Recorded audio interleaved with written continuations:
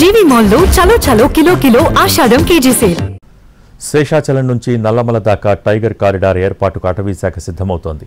అన్ని అనుకున్నట్టు సాగితే రానున్న రోజుల్లో శేషాచలం కూడా పెద్ద పులుల సురక్షిత ప్రాంతంగా మారబోతోంది.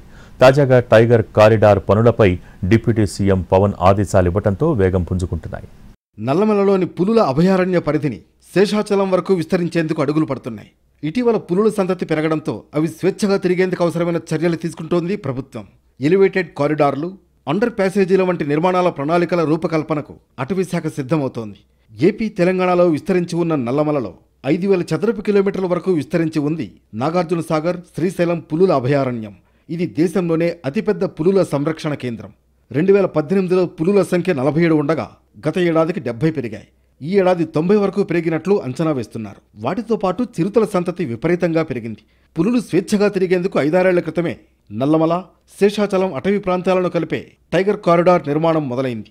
ఉమ్మడి నెల్లూరు, కర్నూలు, కడప, చిత్తూరు జిల్లాలకు చెందిన గుండ్ల మల్లేశ్వర, లంక మల్లేశ్వర, శ్రీ వెంకటేశ్వర అభయారణ్యాలున్నాయి.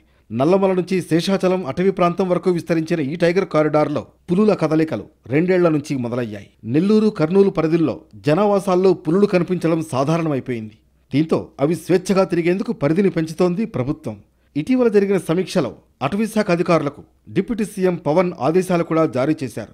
ముఖ్యంగా కారిడార్ పరిధిలోని శేషాచలం అటవీ ప్రాంతాల గుండా సాగే జాతీయ రహదారుల నుంచి సమీప పల్లెల్ని కలిపే రహదారులు కీలకంగా మారాయి.